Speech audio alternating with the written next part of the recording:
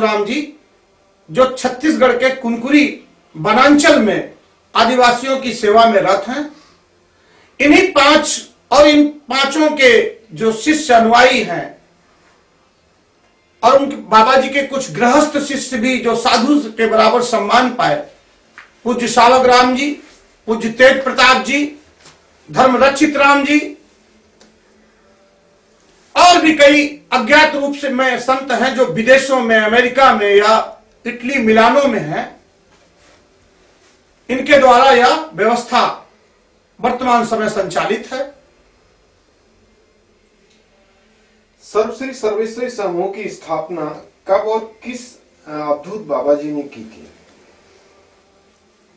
1961 21 सितंबर 1961 को बाबा जी एक हाजी सुलेमान का बगीचा मड़ुआडी बनारस में उस समय रहते थे।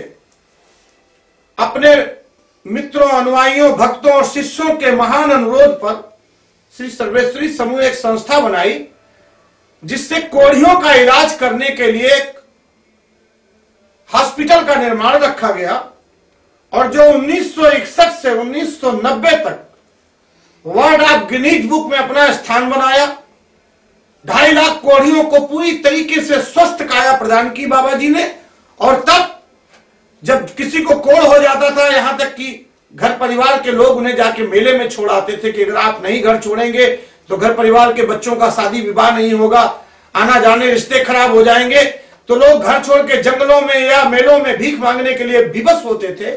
उस विवशता को महापुरुष ने सहजता में बदला और उन लोगों को, रोगियों को लाकर पड़ाव आश्रम में, अवधूत भगवान राम कुष्ठ सेवा आश्रम पड़ाव बनारस में भर्ती कर उन्हें स्वस्थ काया प्रदान की, स्वस्थ भोजन प्रदान किया, स्वस्थ ज्ञान प्रदान किया।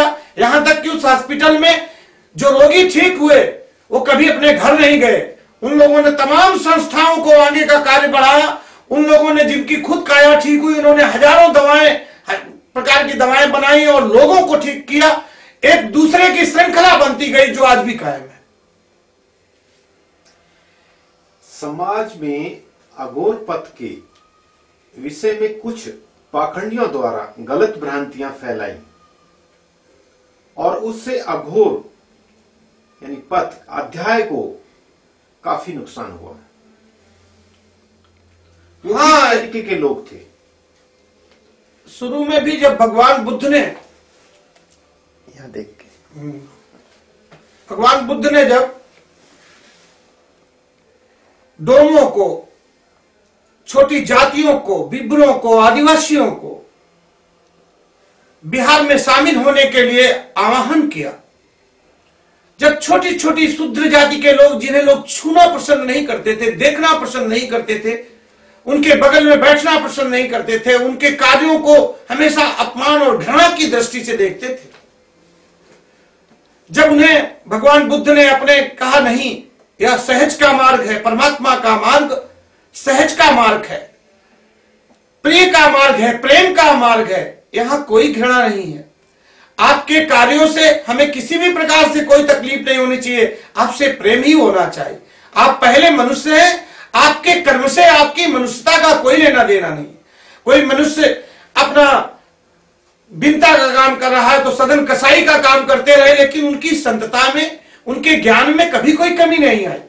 हमारा कर्म क्षेत्र कैसा भी हो, लेकिन जब हमारा ज्ञान का क्षेत्र परमात्मा से जुड़ा रहता है तो हम अपने समस्त कर्मों को करते हुए भी भगवान में अधीन रहते हैं। यही अघोर ने समझाया कि आपका कर्म, आपका ज्ञान होना चाहिए, कर्म युक्त ज्ञान युक्त कर्म करें।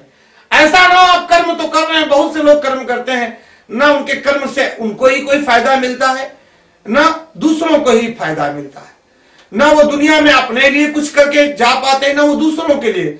अघोर दूसरों के लिए कुछ करना चाहता है, वह दूसरों को कुछ देना चाहता है। क्यों? परमात्मा के दिए हुए ज्ञान को यदि प्राप्त कर लिया जाए तो एक व्यक्ति करोड़ों आदमियों को बहुत कुछ दे सकता है, एक या दो आदमी को देना क्या।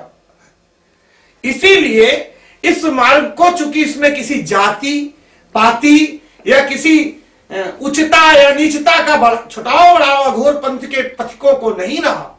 इसीलिए ये कुछ जाति विषयक प्राणियों के लिए जो बहुत ही अपने आप को अहंकार के रूप में ऊंचा रखते हैं कि मैं ज्ञानी हूं, मैं पंडित हूं, मैं बहुत बड़े योगी हूं, मैं बहुत बड़ा सम्मानित हूं, संत हूं, महात्मा हूं, गुणी हूं, धर्मी हूं, ऐसे लोग, इन लोगों को इनकी सहजता को देखकर इन्हें पाखंडी कहते हैं। इन पर तमाम ऐसे भगवान शिव को भी कहा गया, जैसा भूत प्रेत उनकी कहानियों में लिखा गया, उनकी सास जो है उनको देखकर बेहोश हो गई, क्योंकि वो भूत प्रेत पिशाच को लेके गए थे बारात में। वो भूत नाद पे, साड़ों पर, भैंसों पर सवारी करके गए थे। उनके साथ में जो जाने वाले थे, कहते हैं उनके अजीब अजीब मुंह नाक थे, अजीब अजीब डिजाइन के लोग थे, तो उनको देख के घबराहट पैदा हो गई।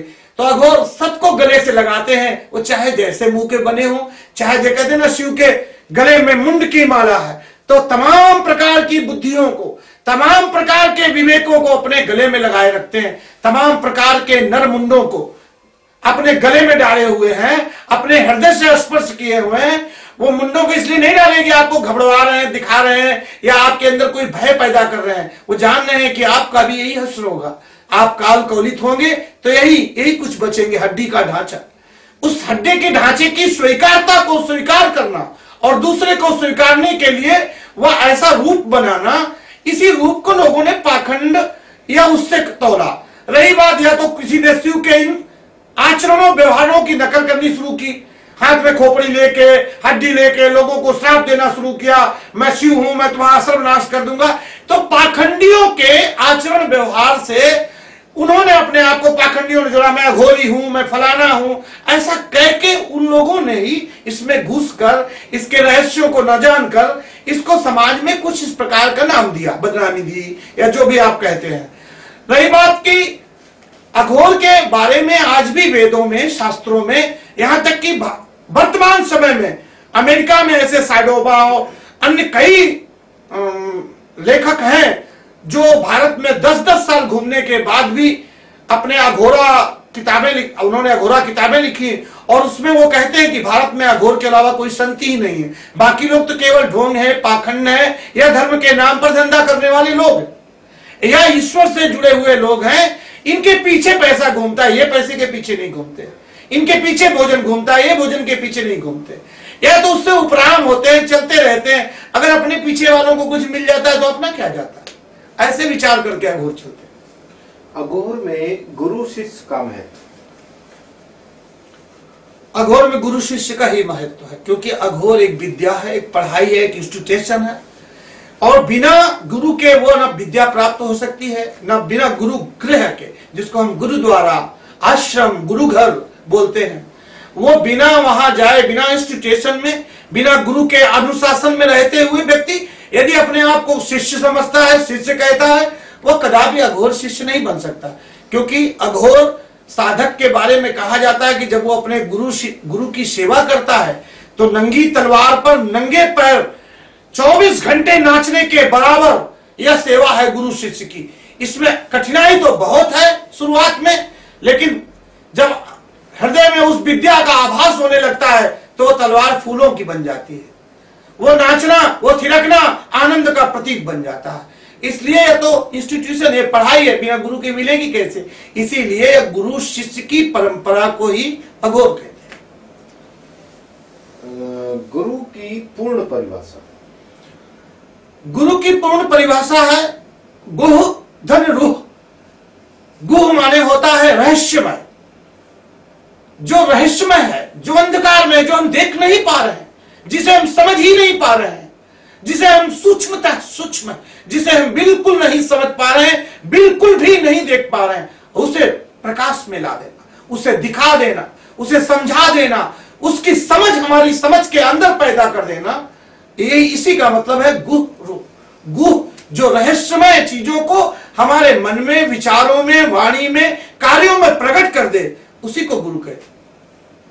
मूढ़िया साधु की परिभाषा, जो अपना सर के अंदर रहने वाले काम, क्रोध, लव, मोह, अहंकार, मत्स्य विचार, चिंतन, अपना सर काट के गुरु के चरणों में डाल दे और गुरु का दिया हुआ सर उसके सर पर रहे, उसी को कहते हैं मुड़िया या मूड या सिर गुरु का दिया हुआ है, मेरा नहीं है। इसमें मेरा कुछ भी विचार ना आवे, मेरा कुछ भी चिंतन ना आवे, मेरे शरीर का चिंतन ना आवे, मेरी वासना का चिंतन ना आवे, मेरे लोभ का चिंतन ना आवे, मेरे अंदर काम का चिंतन ना आवे, क्रोध का, मेरे गुरु का चिंतन आवे। यह गुरु का सिर है, मेरा सिर नहीं है। इसीलिए मुड़िया को, जो गुरु के ही विचारों को अपना विचार समझता है, गुरु के विचारों पर ही अपना जीवन आधारित करके चलता है, उसी को मुड़िया साधु कहते हैं। अघोर पथ का वर्तमान मानव जाति के लिए क्या संदेश है? घोर ना हो, अति सरल हो, यह सहजता ही परमात्मा का प्रतीक है। यदि हम असहज भाव में चलते रहेंगे, आज हम जिस तरीके से शादी विवाह, मरना जीना, पाखंड और कर्मकांड बना चुके हैं, हमारे जीवन की बहुत सी सच्चाइयों में कर्मकांड घुस गया है, पाखंड घुस गया है, धोखाधड़ी घुस गई है। हमारी चाहे आध्यात्मिक जीवन हो, हमारा चाहे सामाजिक जीवन हो, चाहे भारत का राजनीतिक जीवन या विश्व का राजनीतिक जीवन हो, वो सब में पाखंड और कर्मकांड घुस गया है। और इस कर्मकांड के कारण, इस पाखंड के कारण हम उस वास्तविकता को, उस सत्यता को, उस दिव्यता को, उस परम बोधकता को बोध ही नहीं कर पा रहे हैं, जान ही नहीं पा रहे हैं। क्यों? क्योंकि हमारा जो आध्यात्मिक जीवन है वह स्वच्छ नहीं है, उसमें भी व्यापारिक हो गए हैं। राजनीतिक जीवन है वो राजनैतिक नहीं है, हम व्यवसायिक हो गए हैं। हम राजनेता बन के कमा लेना चाहते हैं, हम साधु बन के कमा लेना चाहते हैं, हम सामाजिक सरोकार रखने का नाता देके हम जाति के नाम पर, पाति के नाम पर, ये समाज वो समाज नाम पर हम अपना इन केवल भाषण देना। यार कर्मकांड करने का मतलब वही है, लोगों को सिर्फ कहना, करना नहीं, लोगों को सिर्फ बताना, दिखाना कि हम हवन कर रहे हैं, लेकिन वो यज्ञ में उनका मन नहीं है, इसी को कहते हैं कर्मकांड। तो जीवन में इतना कर्मकांड, इतना पाखंड, इतनी चाटुकारिता, चमचागिरी, धोखाधड़ी हमारे अंदर छिप गई है कि हम अपनी वास्तविकताओं से दूर हो गए। और आज अघोर यही कहता, अधन घोर, जो घोर के मार्गों पर चल रहे हैं आप, उससे आपको अघोरता दृष्टिगोचर नहीं होगी। यदि अघोर के मार्ग पर हो गए आप, सरल हो गए, तो उसी को मंत्र कहा गया, घोर मंत्र को, ओम घोरभ्यो घोरभ्यो, तो घोर घोर तरभ्यो। वो कठिन से कठिन को, जो कठिन से कठिन है, उसे भी सहज बना दे, इसी को अघोर कहते हैं। जो खुद ही कठिन होगा वो किसी कठिन को नहीं ठीक कर सकता है। जो खुद मुंह के बल गिरा पड़ा होगा वो किसी को नहीं उठा सकता है। उठा हुआ ही किसी गिरे हुए को उठा सकता है, पढ़ा हुआ ही किसी अनपढ़ को पढ़ा सकता है, चला हुआ व्यक्ति ही किसी को चला सकता है। जिसको जो मुंह के बल गिर पड़ रहा हो कैसे किसी को चला सकता है, जो खुद सो रहा हो कैसे किसी को जगा सकता है, जो खुद किसी के पास वो प्राप्ति ना हो कैसे किसी को दे सकता है। मेरे पास कोई सामान नहीं, मैं आपको कैसे दे सकता हूं?